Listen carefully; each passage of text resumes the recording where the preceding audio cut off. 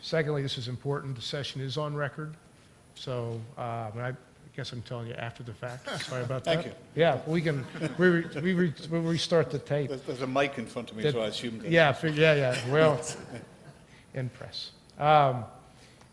Make sure your cell phones and the ringers are off if it's easy to get done. And if you're going to tweet, use the hashtag AC Summit. So I've noticed that that's been getting done through the course of the morning by a number of folks. And we will have Q&A. And I did want to get that out, and sorry about that, Tom. But Tom, I'd like to let you go next. Sure. I'm Tom Fanning. Pleasure to be here. I'm the chairman of the board, CEO and president of the Southern Company. The Southern Company is one of the largest electric utilities in the United States. Just to dimension it, from an energy production standpoint, we're a bit smaller, but similar in size from an energy production standpoint to the nation of Australia. What's kind of interesting about Southern Company is that when people talk about all the above or the full portfolio or whatever, we're the only company in America actually doing it. We are leading the United States in the renaissance of new nuclear. We have the only technology in the United States, we developed it ourselves along with Kellogg Brown Root, where we can produce energy out of low-rank coal and do it with a carbon footprint better than natural gas. We're deploying that in Mississippi, and we have signed a couple of agreements in China, and we're talking, I know, here in Europe about further applications for that. So nuclear, coal, natural gas. Probably before I became CEO, we produced about 70% of our energy from coal. Now, that energy production is around 35 to 40%. And we have moved that coal production away to natural gas. We've taken advantage of this shale boom. And all of a sudden, we find ourselves not the biggest coal consumer in the United States, but the third largest gas consumer. So that's produced a whole set of interesting challenges. And I must say, and I've written extensively on this, and you can look on the internet or YouTube or whatever, I talk about this stuff a lot. This gas revolution is not free. There's probably 5 reasons why we ought to be cautious of natural gas. So natural gas is the third area of the portfolio. The fourth area of the portfolio would go to renewables. I have been, remain, and will continue to be, as long as I know, particularly bullish on solar, particularly photovoltaics. We're one of the largest owners of photovoltaic systems in the United States. While our major utility is in Georgia and Alabama and Mississippi and northern Florida, we own competitive generation all across the United States, including New Mexico, Arizona, Nevada, California, and a variety of other states. Most of that is solar. And so we're pushing in a very big way photovoltaics as something that has great promise in the future. The state of Georgia in the United States is the largest voluntary solar program in the nation. And then kind of the fifth area that I always include in the portfolio is energy efficiency. I think that gets short shrift most of the time. And a lot of people in my business, frankly, are threatened, I think, by that. But we've been big leaders from an energy standpoint. We've avoided about 3 years of energy from the cities of, say, Birmingham, Alabama, and Savannah combined, so Savannah, Georgia combined. And from a capacity standpoint, that is the amount of brick and mortar generating capacity we've avoided, has been something like 11% of our total generation portfolio. Considering how big that we are, that's a big deal. The energy security aspect is particularly important to me. I co-chair, along with Dave Cody of Honeywell, at the Business Roundtable, the North American Energy Security Plan. And so working together with Canada and Mexico, I think we can really change the dialogue of energy policy in the United States from one that has been set on scarcity to one that will now be set on abundance. And that really does change the conversation. As I like to say, that energy security breeds national security, breeds economic security. And when I think about the economic benefits of new energy policy around the world, I think it has enormous potential. Thank you, Tom. Commissioner Canetes? Well, thank you.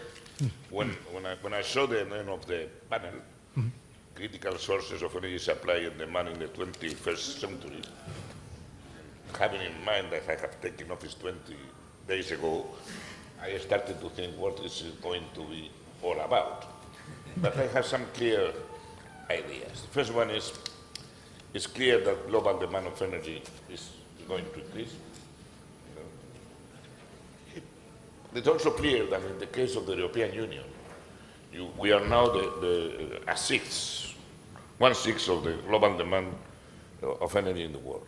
But in 2030, 2035, we will just be 1/10. And that means something very clear, that emerging countries are going to be very high demanding of energy on one side, and that we will have to compete in the fossil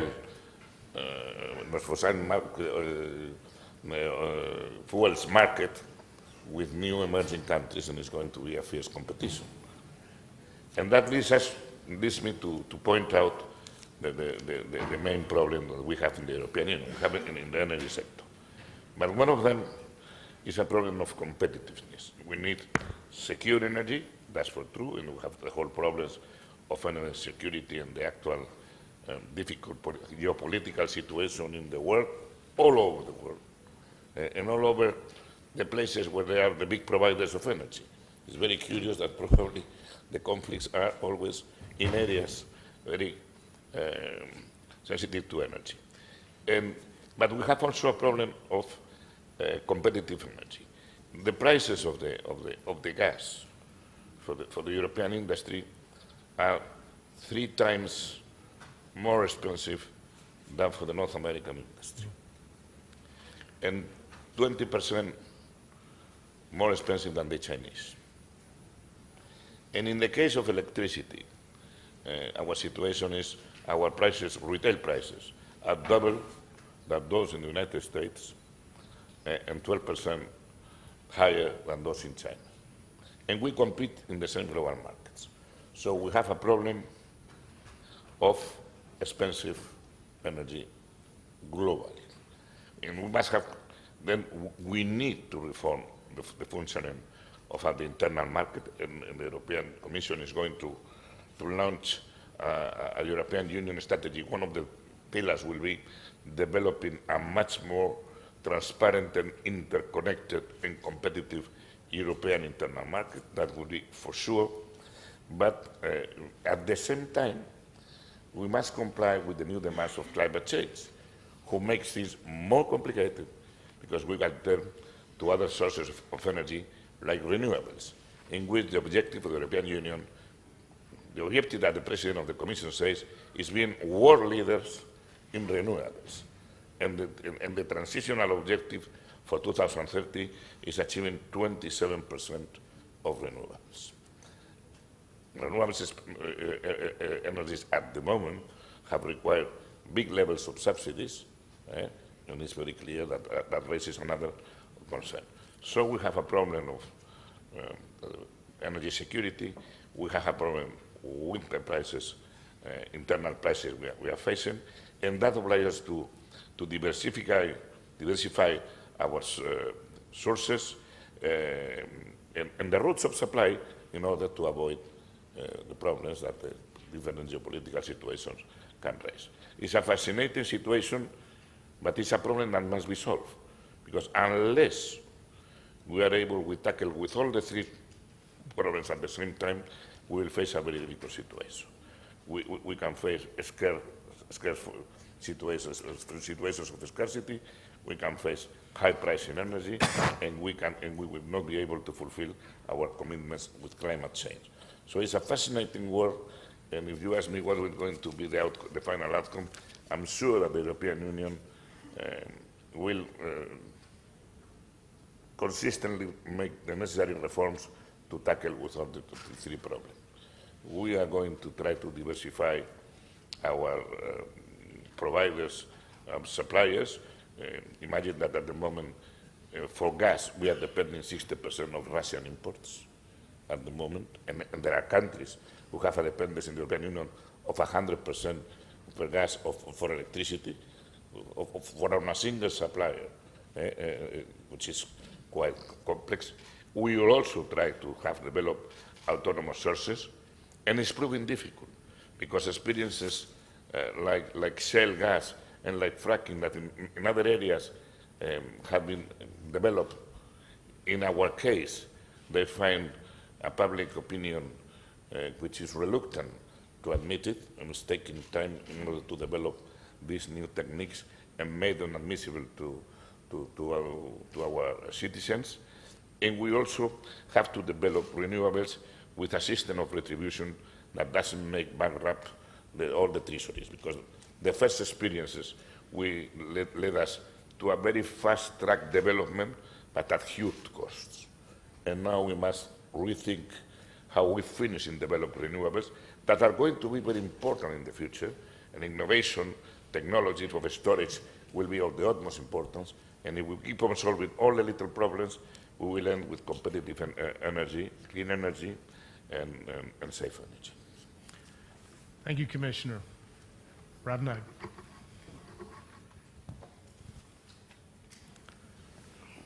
Çok sağ olun. Hörmətli zirvə iştirakçıları, dəyərli qonaqlar, hamını salamlayıram. To be able to talk to you on this occasion, and I am indeed very happy and grateful. And ever since the agreement that has been made, that it has taken us to success, and in the Azerbaijan project, from the political and economic aspect,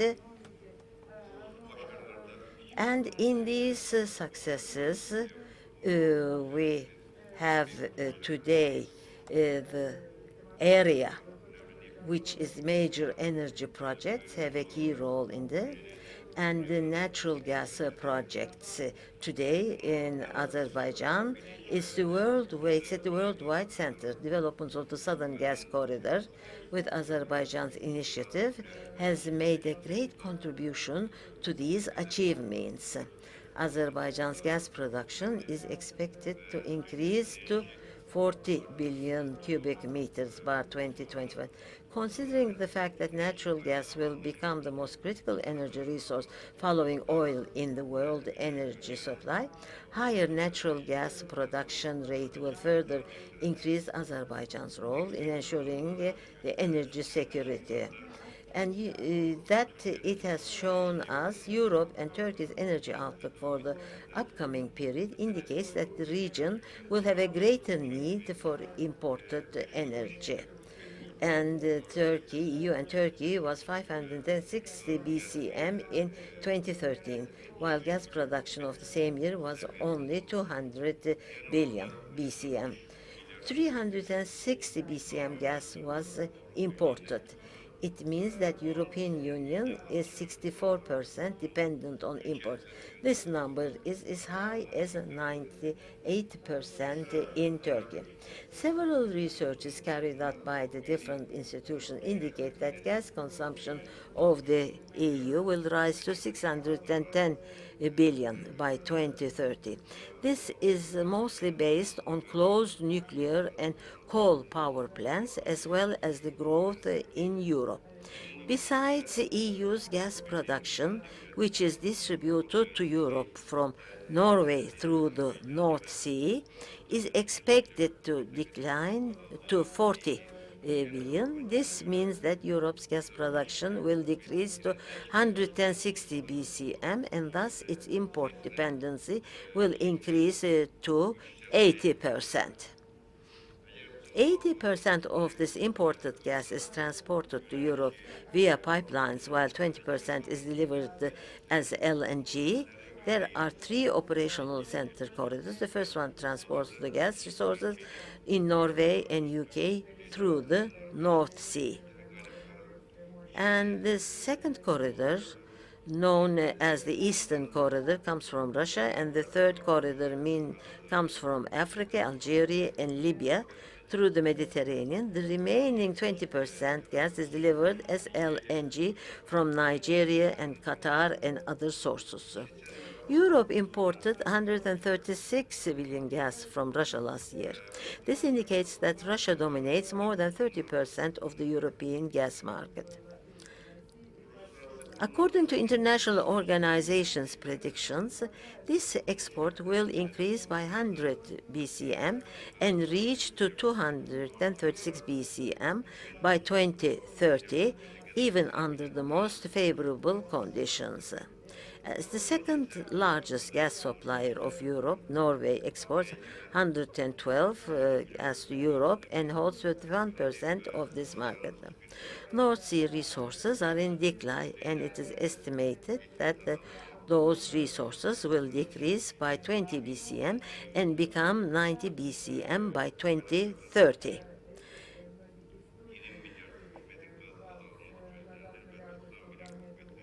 And gas is reduced from these resources. Third largest gas supplier, Algeria, holds 12% of the market with 45 billion gas export. It is estimated that gas exports from Algeria will increase by 35 BCM and become 80 BCM by 2030. Among the key natural gas exporters, Qatar supplies 30 BCM gas to Europe as LNG and holds 8.5% of the market. Primary markets of Qatar are the Pacific Ocean basin and Far East countries, but Qatar may supply additional 10 BCM gas to the European market and increase the exports to 40 billion. Of course, these are positive scenarios. Under the best conditions, there is still 100 BCM and even higher gas demand to be met. But how and where can we meet this demand? As you can see, the best answer is the Southern Gas Corridor. With approximately $45 billion investment cost, the Southern Gas Corridor consists of 4 parts. The first one is the development of Shah Deniz 2 field, which holds 1.2 trillion cubic meters of gas reserves. Final investment decision of the project was made by international partners on December 17, 2013. This deposit will supply annual 16 BCM natural gas to Southern Gas Corridor. The second part of the expansion of the currently operational South Caucasus pipeline. In this regard, construction work started on September 20, 2014 at the groundbreaking ceremony, with the participation of President Ilham Aliyev. And Southern Gas Corridor rises up from TANAP project, which is realized by Azerbaijan-Turkey partnership within the framework of their strategic objective. Azerbaijan and Turkey's joint project TANAP has the potential to change the energy map of the region. TANAP project is the most critical part of the Southern Gas Corridor. Southern Gas Corridor would not be successful without TANAP. When we look at the map, we see that Turkey is located on the east of the European Union with 560 BCM need, which constitutes 17% of world gas demand, whereas the country is Mediterranean countries, Eastern Mediterranean country, particularly Azerbaijan, which control a large share of world gas resources. Currently, Turkey acts as natural bridge between these gas markets and gas resources, and TANAP is the most important project for the transportation of these resources. I would like to give you information in this regard. In the last 2 decades, Turkey's growth rate has been 4.2%, but its energy demand has increased by 8.5%. It means that Turkey's energy demand has doubled its growth rate. Turkey has demanded and tripled in the last 2 decades. This is the second most rapid increase in the world, following China. Turkey has only achieved its 2023 objectives if $100 to $120 billion investment is made in the energy sector by 2023. With its $10 to $12 billion capital value, TANAP has the potential to meet the 10% of Turkey's need for investment in the energy sector. When we consider TANAP as well as our company's investment in Turkey, we aim to make $20 billion investment, which can meet 20% of Turkey's investment need. This is the most obvious indicator of the fact that President of Azerbaijan, Ilham Aliyev, attaches great importance to the relations with strategic cooperation with Turkey, and Turkey is a very close friend of Azerbaijan. The last part of the Southern Gas Corridor will be TAP, Trans-Adriatic Pipeline project extending from the Turkish-Greek border to Italy through Albania. This project will conceive Azerbaijan gas from TANAP and deliver it to Europe. In this regard, the election decision was made in June 2013.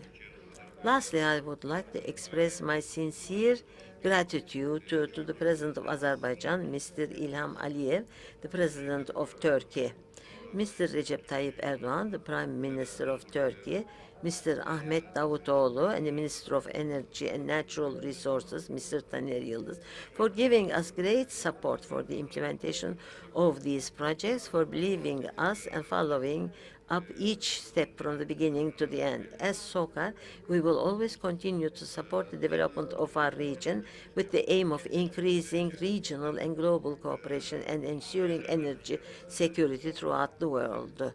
And we have, I would like to thank all those who believed in us, who supported us, and also shared our dreams, Azerbaijan's endeavors.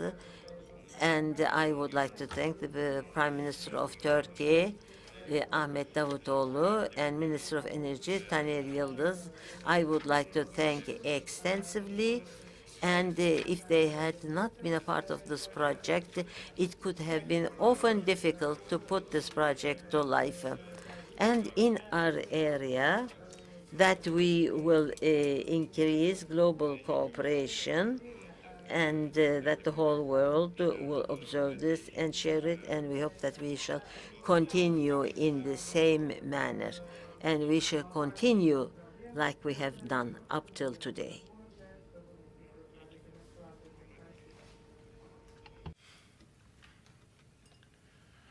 Amos. Thanks. Well, first, let me make a few very quick points. As representing the State Department as the Special Envoy for Energy, I'll give it more as a foreign policy aspect of energy and how we see the world and what as the United States, what our role in it is, looking at energy security, and the full supply chain of what matters to U.S. foreign policy interests in this, and that's obviously the interplay between what's happening domestically in the United States and what's understanding that in the global context of what's happening around the world. This is a very exciting time for us because when I took this job 3 years ago, these remarks would have been entirely different, and the entire world that we addressed was different. And one of my first briefings when I started the job, I asked a number of folks from the IEA and from some of the corporate sector. I said, well, we're starting to hear about this thing, shale gas, and is this possible that we'll do this in oil as well? And they said, no, don't worry, that will never happen. This is really only about gas, it's not about oil. 2 million barrel a day increase in U.S. production since then, and I'm just talking about a briefing 3.5 years ago. So I approach this very much not as the analyst. I leave that to Fatih and to others in the think tank community, but also remembering whenever I'm asked by my bosses in the Secretary of State or in the White House about, well, where are we going? I said, well, if I knew that, I'd be sitting somewhere else. But also just remember where our projections were 3 years ago and 5 years ago. And projections are important, but it's important to take into context of how quickly and how fascinating the changes and dramatic the changes have been. One of those changes has been, as we look at this, is what the supply and demand is. So it's not only about where the resources are coming from, but where are they going. So as this session talks about the supply side and what the new parts of supply are going to be, and I think that's critical, we also have to look at the other side of it. And that's another critical change. That it's no longer driven by the United States and the OECD countries, it's being driven by the non-OECD countries that have already eclipsed the OECD countries in demand, and that trend is only going to continue and grow. For the United States, obviously because of our domestic production and our greater efficiency rates and changes in our dynamics in America, our demand and our imports have declined, which has helped this transition to the non-OECD demand. But that's also happening because of the enormous growth in the non-OECD world. But on the supply side, we went from an oil talking about an OPEC world, where we constantly were obsessed with headlines all the time about when the next OPEC meeting was. And now we've gone to obsession and headlines about what is America going to do on gas exports or oil exports or condensate exports, and we don't talk as much about it. And obviously we think some of that is a good thing. The obsession over our decision-making on LNG exports, not as good. But that demand change and the supply chain, is happening elsewhere because we're having other new suppliers coming onto the market. And we're having a much more diffused supply chain of not only a number of countries that we are familiar with, but whether it's in Mozambique and Tanzania and the rest of East Africa, whether it's the East Med that potentially can come online, or the enormous quantities coming online, I think as Ian talked about, in Australia, Papua New Guinea, and in West Africa as well. We're seeing this change of new supply coming online in a variety of different places. And clearly with the changes and reforms in Mexico, that changes how we see not the United States, but rather North America, of Mexico and the United States and Canada and Colombia and others. So there's that one dynamic of the supply and demand change that is so interesting to watch for us. In that is the issue of security of supply. And there we look at a number of aspects. One is the disruptions, and constantly trying to stay ahead of the game of understanding not what the disruption today is that we all know, but what is the possible and potential disruption of tomorrow. And as we look, and I follow the coverage of the decline in oil prices over the last several weeks, and folks talk about the era of abundance, and I think about a conversation I've had with my former boss, with Secretary Clinton, saying, we're doing well, but here's what we're dependent on. Everything going well in Iraq, everything going well in Libya, everything going well in Nigeria, everything going well in Venezuela.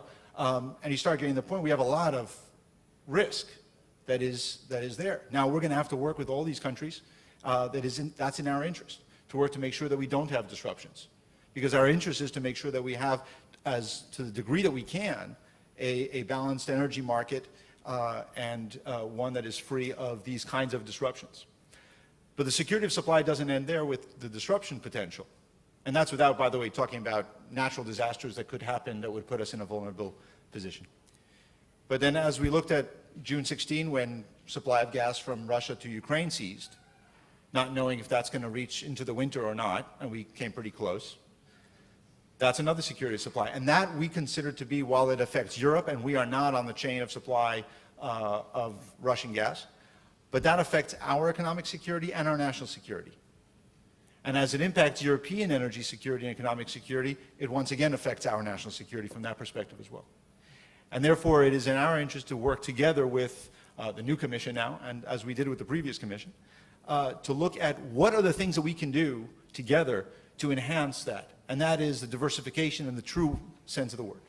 And that is diversification of the supply routes, the diversification of the supplier, and the supply itself, the mix, that I think that Commissioner Cañete discussed already. So as we look at that mix, we have to look at all three parts of it and not come up with new schemes and new ideas that actually strengthen not the diversification, but the dependence. And as we look at that, that's not unique to Europe. And that leads to our global view. When we look at the Caribbean or Central America, we have to, everywhere around the world, make sure that countries are not dependent on one single supplier for their economic and national security. So our view continues to be global of how do we deal with Central America and grid integration. We have the Connect 2022, which is an ambitious plan that we have with some of our friends in Central America, chaired by Colombia, to connect the grids from Canada down south. But that's part of that security of supply that I'm referring to around the world. And that leads me to Southeast Asia and North Asia. And as we look at a region that is growing in demand, but it lacks in a integrated market or trading of gas, interconnection of either pipeline or grid with countries that are energy poor next door to countries that are that have a surplus. That is an area that we have to work together as an international community to put an end to. And as what connects all of this, and is in my mind, is trying to understand where the interconnection of government, the public sector, and the private sector. Because one of the things that I struggle with is something that Southern Company probably has a lot of answers to, is that bankability of projects. If we want to talk about, as Ian said, taking to account that oil and gas, hydrocarbons will continue to be a dominant part of our fuel mix into the future. But how do we start that process and accelerate the process of renewable integration and of the access of energy to everyone? And that means we can throw around renewable targets and so on. We should all do that, and we want to do that. But how do we do that in a bankable way? How do we make projects that are currently not financeable into financeable? How do we address small island states? How do we address other energy islands and make those more financeable? And I think that's where the interplay of government and private sector and the private energy sector and the banks have to come together. And so those are some of the things, again, just in highlights of that we're looking at, that we try to understand better in order to achieve a more balanced energy market, free of both disruption, but also using energy as a tool for peace, stability, prosperity, interconnection. And to bring all that together, we also have to work together. So thank you. Right. Thank you, Amos. It's quite a bit to think about here with the 5 panelists that we've had in front of us, the insights and experiences. What I want to do is have a question for each one. And I think having finished up with Amos and some of the issues he talked about is a good segue to you, Tom, if you don't mind. And I have a question here. As we've been reading in the news lately, the regions like Eastern Europe and Southeast Asia are facing complex array of economic, energy, and security and environmental challenges. Throughout its history, Southern Company has faced its own share of challenges on these fronts. You've been in business a long time, so you've got to see and do quite a bit right up to today, and has had success in overcoming them. In your view, what from Southern Company's experiences could the leaders from these regions look to for guidance and practical solutions?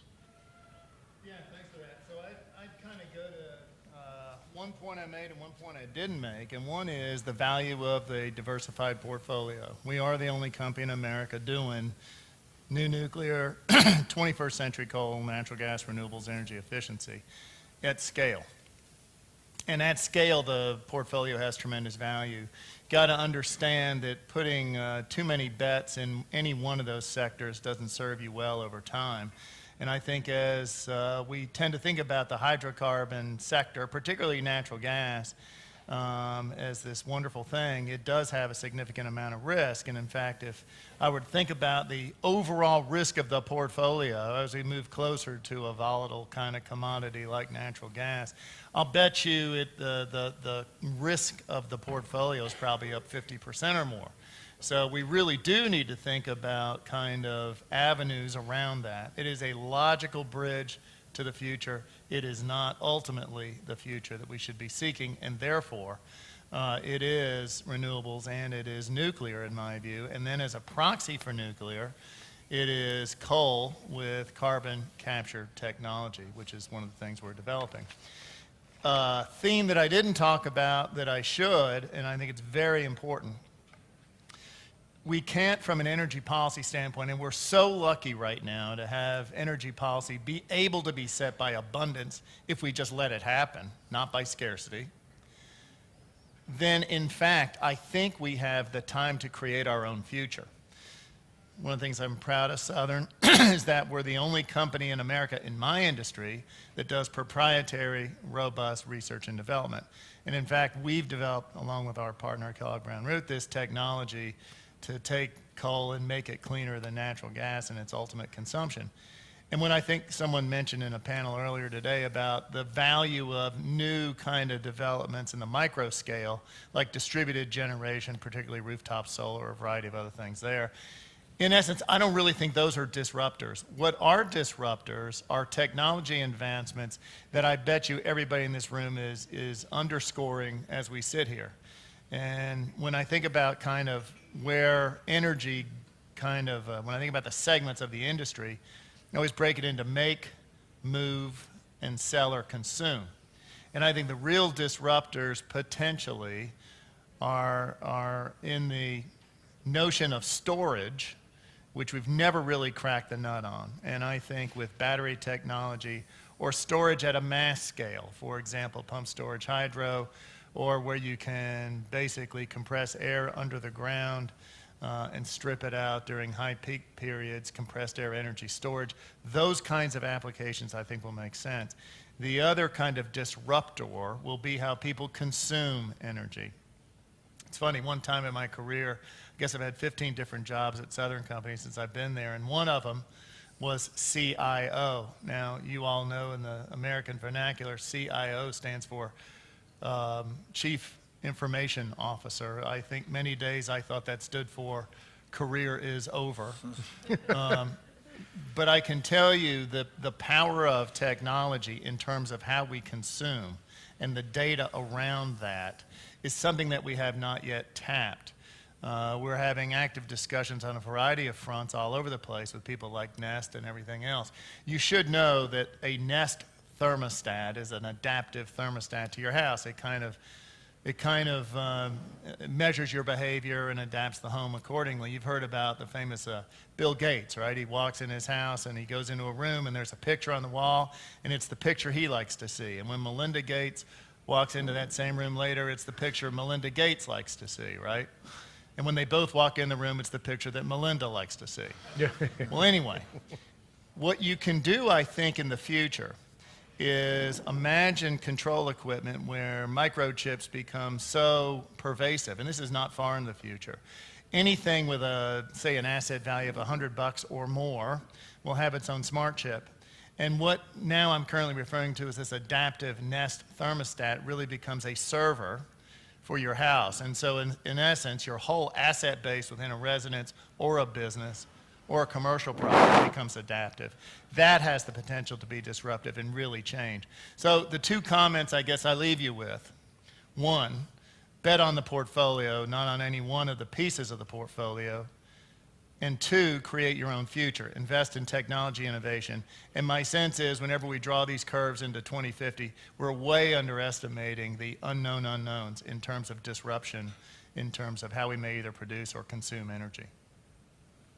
Thank you, Tom. So TRIG could very well be a disruptor. TRIG is the name of the technology that we've developed that consumes coal in a carbon footprint less than natural gas. Thank you, Tom. Ian, I could come to you as we've kind of walked through some of the ideas on the resource issues we may have. And as Chevron, you've moved into the Kurdistan region for large investments for future production. You want to go into that a little bit, and why and how, and as much as you can, being on record. Well, just before I do that, just want to pick up on one thing. I do believe there's a lot of unknown unknowns, and a lot of things are going to change. And I certainly, you know, the big challenge of power is storage, and I think that's correct. And the reason why gasoline is such an effective fuel is it's portable. It's as simple as that. Mm-hmm. And so long as it is the preeminent portable fuel, it'll be the preeminent fuel for transportation, and that will continue. I think the observation I wanted to make was that I think all of the efforts should go into new technologies, and I think carbon capture and storage is one of the exciting opportunities. I think also you have to deal with the reality of today, and that those technologies have some ways to go. We're applying carbon capture in Australia, in the development of Gorgon field. It's a high carbon dioxide field, and so all of that carbon dioxide will be sequestered and stored. It's not a cheap option. it's a multi-billion-dollar option, and that's just to be kept on board. There's 300 years supply of gas in the world. We will come up with a different solution to gas well before we run out of gas. And I think that's a thing to remember. But in the meantime, gas as a transition fuel is an enormously effective tool. And I think as Europe in particular develops diversified supplies, it will be an important fuel for the next 20 or 30 years and beyond. Coming to Kurdistan, why is Kurdistan attractive? I think I asked a question recently of our executives that when was the last time you remember a successful onshore conventional oil well? And people were scratching their heads. So I think it's a long time. For most companies, it's been a long time since that's happened. Kurdistan is exciting because it offers that opportunity. It is an enormous potential of an undeveloped conventional oil and gas area. And to be honest, it was the independents that went 7 or 8 years ago and started to take risks and develop it. Since then, 2 or 3 other companies have gone in there to start exploring, Chevron, ExxonMobil and Total, and it is extremely prospective. And we have 3 blocks there, and we're very glad we're there, and we're very committed to the region. That's why it's interesting. Now, right now, Kurdistan region of Iraq is producing around 300,000 barrels a day and 350,000 barrels a day and exporting much of that. We would see that potentially expanding substantially over the next 10 or 15 years, just based on discoveries announced today. It has a potential to go up to 800,000 barrels a day over the next 6 or 7 years, and based on discoveries that are yet to come, it could well be a major regional producer of particularly oil. And what I would say that's been attractive to us about the Kurdistan region is that they have offered commercial terms which are good enough. Now, I'm not going to say we don't get gangbuster terms anymore, if we ever did, but I would say that the terms in the Kurdistan region are good enough, and they accept that the investor has to be incentivized to invest their own money and to develop the resources. There are other parts of the world where the terms have got to a point where, yes, companies might take it, but they take it in the hope that somehow they can change them. They can get in there and modify those terms and renegotiate them. And when they can't, then you get stagnation. And I think that was referred to this morning by Ambassador Pascal when he talked about the southern part of Iraq, where there has to be that terms which are offered to companies have to be balanced, and they have to offer sufficient incentive for companies to want to put their capital in there and invest for the long term. Great. Thank you very much, Ian. New insights on more resource for the region. Ravnag, how about an insight to your strategies to energy in Eastern Europe and the Balkans?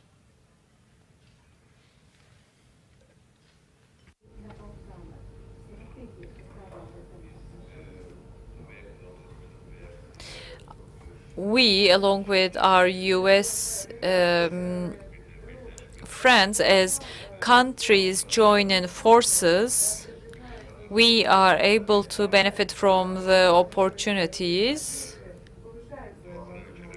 As for the Balkan states, as you ask it, Balkan states, actually they benefit at 0 level from the gas.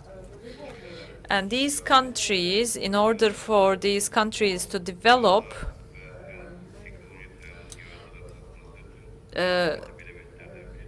one of the things that we have to ensure that a transatlantic pipeline has to be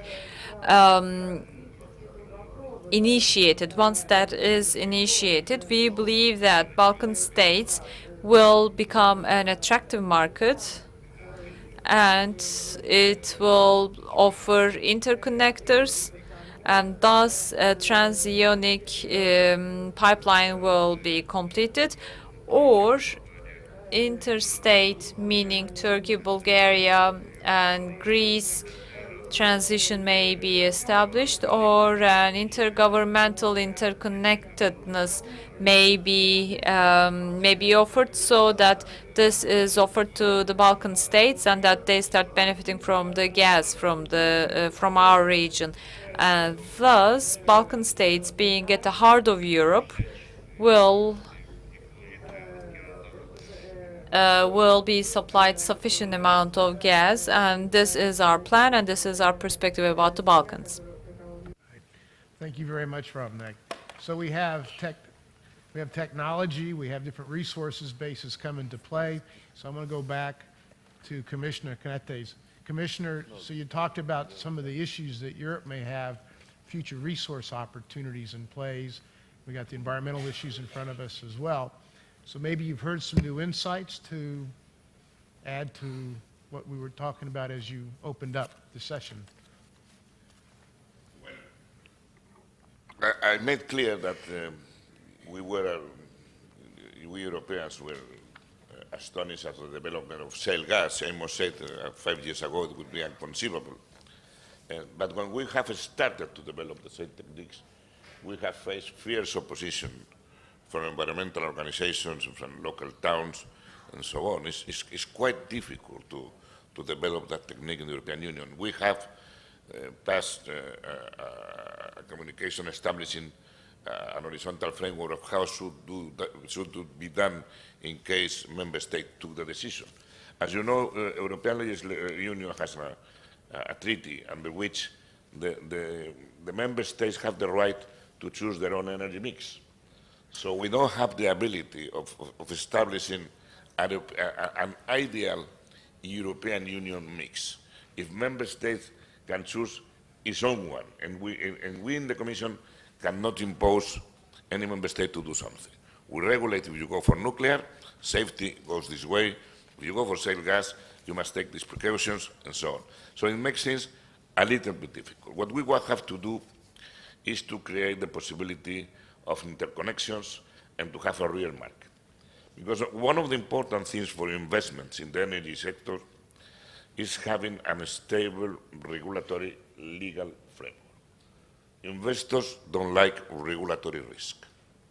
And that is why we are going to work in the next few years and have a very clear legal framework on one side, and then going also for the hardware, for the interconnections, investing huge amounts of money by the private sector, but being mobilized, like I must say, by the public sector, establishing the incentives to leverage private money.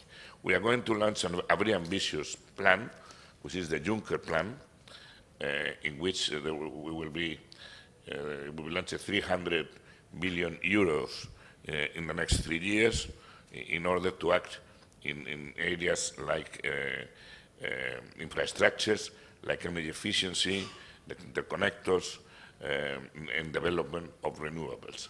It's going to be a very ambitious plan. But the possibility of studying internal new resources is difficult for the moment. That's why it obliges us to one thing that we haven't spoken yet, which is going in the path of energy efficiency.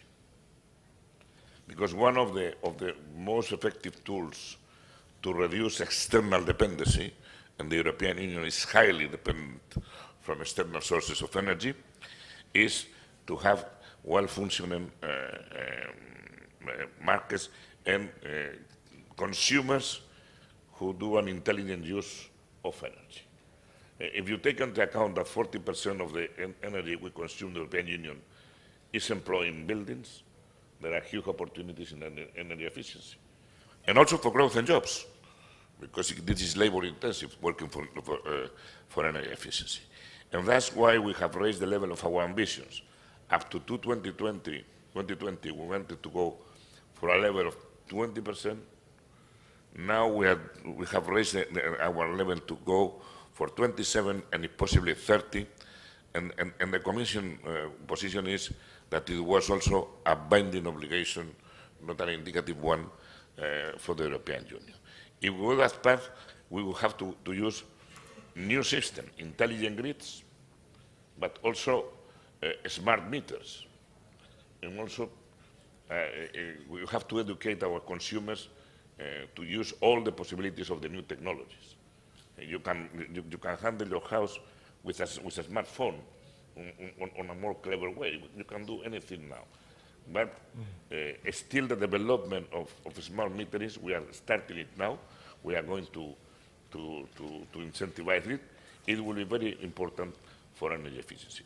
I think if the European Union is able to build and to support building all the interconnections needed, we have a level of interconnection only of 8% in electricity at the moment, and in the Iberian Peninsula, 1.4, which is, we have established that in 2020 we will be able to have 10%, and in 2030, 15%. That's the level and the difficulties of interconnection or our electricity market will be very important.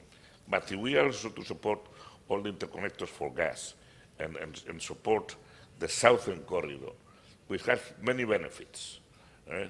Mainly, it is the one who permits us break many monopolies that exist actually in the European Union with gas.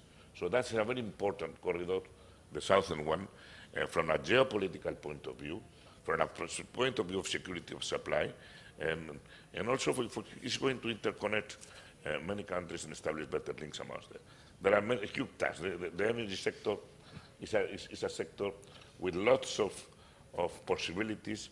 It requires lots of investment, it's true, and lots of ground for innovation. We have been discussing storage. Even the progress that is made at the moment, it has been huge progress. The batteries of cars are improving daily. The electric cars, there is one car which is going to run in the Dakar rally, which it will be electric. The possibility, the magnificent Tesla car in the United States is astonishing. 10 years ago, it would be unbelievable. But now we have batteries, we have systems. It's only we have developed all the technologies at the same time. It's a fascinating world, full of opportunities, but also it will require lots of work and lots of imagination. And I hope that those techniques that are being now looked into, like carbon capture and storage, have the necessary breakthroughs, because it will be important, because coal is going to be an important energy source, but we need to deliver at the same time mechanisms to make it compatible with climate change. Because the fight with climate change is a reality. In Paris, we have to achieve a binding compromise for all the nations of the world, and it will also require us to change our attitude to some kind of energy sources, and for that we need as much time as possible. I was very interested in the project of coal. My neighbor was commenting previously. Thank you, Commissioner. Just an insight. I live in Houston. Gerçekten burada Houston'da I'm 57. So when I was in college, my point of reference of the United States' population was about 175 million people, and we were coming out of the back end of the oil embargo of the early 70s. So today we're 330 million people, and we're talking about U.S. being an oil exporter after doubling its population, and it's all in the back of technology. So who would have thought 30 years ago that I'd sit here and have this kind of conversation, to put it in perspective? And this is taking place in other parts of the world as well. So Commissioner, your insights on what technology might have over the horizon for us, Tom, what you're doing with Southern and Trig and some of the countries here in this part of the world, the monetization of lignite, something that most people began to write off over the last few years as being incredibly too dirty to burn and utilize, becomes maybe a very valuable regional security commodity that's got to be refigured back into the equation with your process. The captured CO2 can go to CO2 enhanced oil recovery, something we know extremely well in Texas and elsewhere. And there'll be a lot of announcements over the next few months of other potential capacities for captured CO2, CO2 in depleted shale zones like in the Bakken that have run their course, or the residual oil zone. There'll be some announcements on some very substantial reconfigurations of the reserve capacity for CO2 and ROS. Should captured CO2 have another relationship? And so all these things begin to kick into mind. The firm I'm with, Fern Oil's part of Astrup Fearnleys out of Oslo. It's a shipping-related company. So when the shale event happened in the U.S., something also happened to shipping. Less ships were hauling commodities to the U.S. Different commodities were leaving the U.S. So the shipping community, its values of its assets that were banked on the fact that the United States would be a sinkhole of demand indefinitely, turned overnight to one of abundance. So the shipping world has had to readjust tanker routes, tanker values, clean products, pet chemicals, and manufactured goods that are exported out of the U.S. now that otherwise are being imported in. Ships typically are built port-specific. A lot of things to consider when you're manufacturing those large vessels. Nigeria used to be one of the United States' largest customers for light sweet crudes. Today, it's almost zero. So in a very short period of time, Nigeria has not only lost its largest customer, but probably its best paying customer. We'd pay our bills on time. Didn't need any support to go have to write the checks. So Nigeria now has to find a whole new market for its crude oil in a marketplace that has lots of new competition. What does that mean at the end of the day? It's hard to tell, but the dynamics are very fluid. The technology that Tom unleashes, the interest that Commissioner, you're talking about in Europe to open up Europe, what Chevron's doing in areas of new resource development. I mean, and what you're doing with SOCAR out of Azerbaijan and its gas resources, it's very dynamic. And Tom and Amos, that leads me now to you. You get to, from the U.S. side, you get to juggle all this and make it all work. So maybe some new insights. The last thing I would want is a headline out of this, that we juggle energy markets or the private sector as a non-participant government. I mean, one of the unique things about the United States is that we are a truly open market. We are one of the only places in the world where our energy sector is not owned by, controlled by, or influenced by the government. That, of course, creates some problems for us because usually people just don't believe us. So if an American company does something, we usually get the call, how could you let them do that? Our response is, it's an American company, it's not against the law, they can do whatever they want. They said, yes, but they would never do that without your authorization. On occasion, I said, even if the President of the United States called certain CEOs in America and told them, I don't want you investing there, I think they would do it anyway just to make the point that we are an open market. So as far as juggling, that's where we are as a government. But I think that there's been a lot of great points that made here, as Mike, as you has just round that up. But as we integrate technology, as we integrate renewables, and as we try to make this all work, and I think Ian's points are right, we have to have the market conditions that governments do have to, tying in what Commissioner, what you and Ian said, having that investment environment that incentivizes companies to make the investment and to grow the business. Whether that's in oil and gas or whether that's in renewables, it's the same thing. But having that security of the investment and the security of later on, what do you do with that once the investment is there?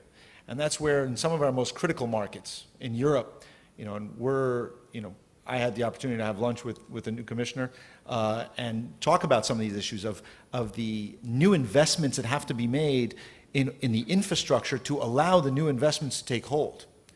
If you have the Europe that we have today that is not interconnected, then we're looking at making very expensive investments in different parts of Europe that don't integrate. But if we have the investment, the governmental investment in the integration, in the interconnection, then when you make an investment anywhere in Europe on technology, to Tom's points, that could have then a ripple effect in other countries as well because it's interconnected. But if we have a grid that is not interconnected with its neighbors, then I'm going to have to make the same investment over and over and over again, and that's inefficient. The same is true in Southeast Asia. And I think that's why we're trying to do this as much as we can in a market that's difficult. But how do you address, Burma, Myanmar, sitting next to countries that are at a 20% electrification rate, sitting next to countries at 100% electrification rate? We have to come up with some kind of accommodation, especially with the emerging markets. And how do you handle the questions in India? And this is not, Mike, to us juggling it. It's more about how do we play a role as the United States in bringing together and convening and coordinating the donor side of it, of the international financial institutions, the private sector that will make the investments, the banks that will finance them, together with the governments of the regions. And that's, I think, what we would like to pay a little bit more attention to bring that world of tomorrow that allows our private sector's new technologies to take hold in a more effective and efficient way and bring about that new era as soon as possible. Thanks. Thank you, Amos. Thank you. Is that on? Oh, no. All right, let's see the red light. We have enough time for a couple of questions from the audience.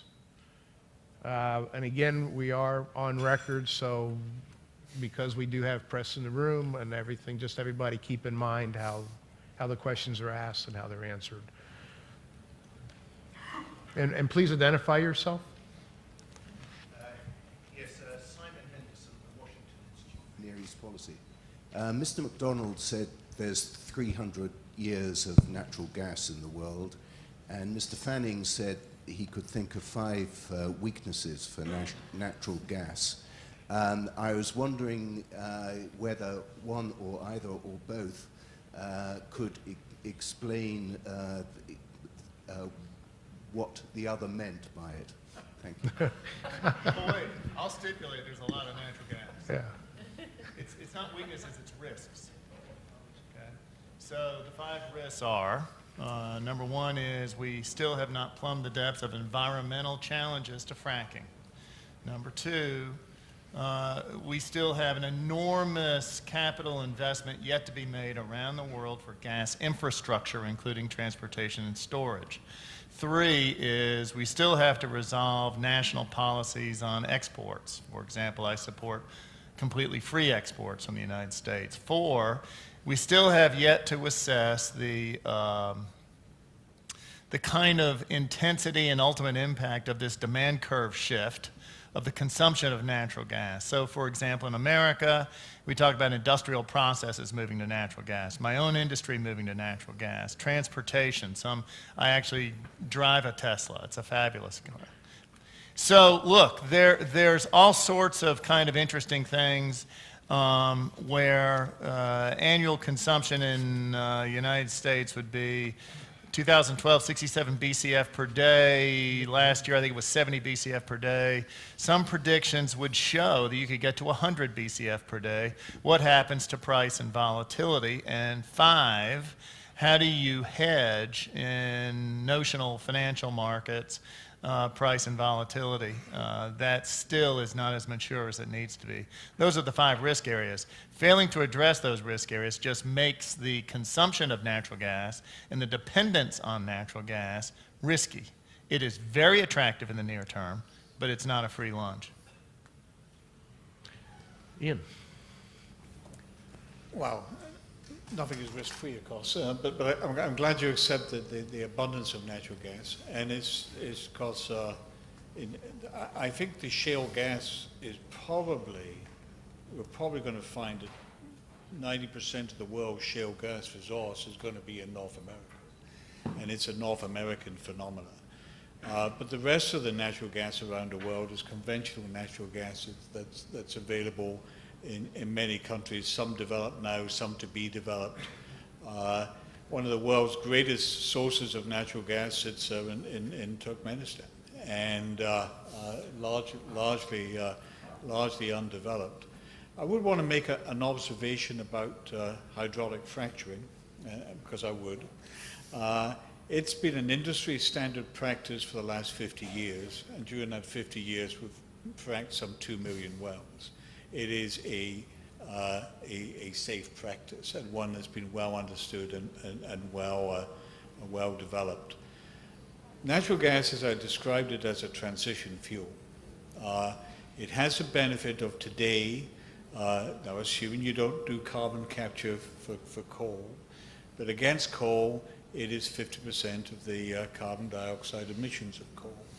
It is available, it is relatively inexpensive, and it is being increasingly developed as a portable fuel through LNG around the world. And more projects are coming on. Beyond the Gorgon and Wheatstone projects, which will be coming on in the next few years, in Australia, you have enormous natural gas resources that have been discovered in East Africa that will also be developed over the next few years in the Mediterranean, offshore South America. And that's without mentioning any of the enormous potential of the Arctic, which is likely to be sitting there for another 20 or 30 years before that actually gets developed. So I think the resource is there, but I do agree diversity is king, and as utility companies, countries, and so on need to be diversifying not only the total numbers of fuels that they have, but also where they get the natural gas from. Hey, let me just make sure you get the context. Under my watch at Southern Company, we've made the bet from 16% natural gas to now somewhere between 40 and 55% natural gas in our production. I'm long the bet. I'm just telling you, it's not the only arrow in the quiver. Thank you very much. We have time for one more question, and I think the gentleman back here has gotten a... John Roberts with Methinks Limited and also a fellow of the Atlantic Council.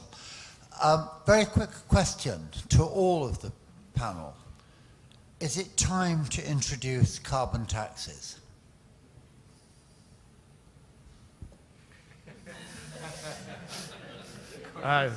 Who wants it first?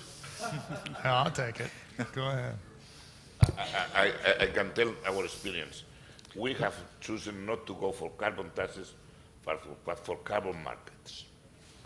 And it is starting to work. We are correcting some difficulties we experienced at the beginning, but our industry is in favor. We are developing it. The Chinese are also doing, the Swiss are also working. There are many experiences in some states in the United States. And we think if we develop reasonable carbon markets, we are able to homologate all of them.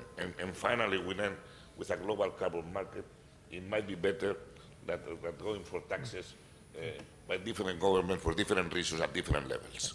Carbon market, if we have a global price, is much better than different governments tampering. With carbon markets, governments don't tamper with the price of carbon. Thank you, Commissioner. Tom, do you want to take that? Sure, absolutely not, Right. is the answer. And frankly, it's a carbon tax or carbon market. It's an indirect tax. Look, we can offer people today around the world immense opportunity and hope. 46% of families we're privileged to serve in the United States make less than $40,000 a year, and they have a relatively fixed energy budget. And what they really want is a better place to live for their children, better education, better medical care, better food on the table. Taxing energy, which is a way for us all to play offense and otherwise a challenged environment, doesn't really address the problem. I think when you say, I want to create a price on carbon, what you're really trying to do is to get an outcome of less carbon. There are better ways to do that than making energy more expensive. And that is, over time, to create optimal portfolios of energy in any jurisdiction in which you thrive. That's my approach. Right. Anybody else on the panel want to touch base on that, on the record? I think that the oil and gas industry is beyond doubt the most taxed industry in the world. And most countries in which we operate in, we pay about 80% tax. So we worry today about a price of oil which is about $80 a gallon. But when you buy that oil in a European gas station, you're paying about $400 a barrel. So that's how taxed the industry is today. And it's not, the answer to your question is that we're not supporters of more tax on the oil and gas industry. All right, I think what we're going to do is I'm going to give you a couple of quick points. We're going to we're going to wrap it up and thank you for the panels, but don't clap yet. I have to do this. So the next this session is going to be over. The next session begins at 4. We got to get a little extra time because we got a late start. There's 3 other sessions coming up after this. Managing Political Transition in an Unstable Region in Ballroom 1. International Climate Change Strategies, which sounds like you can continue the carbon tax question over there. Located in this room following us. Energy Strategy Roundtable, Synergies, Challenges for Cooperation in the Black Sea, Eastern Mediterranean, Caspian, Central Asia, and it's down at the Terabaya room. And with that, we'd like to thank our panelists. Thank you very much, gentlemen. Thank you. And our audience. Awesome.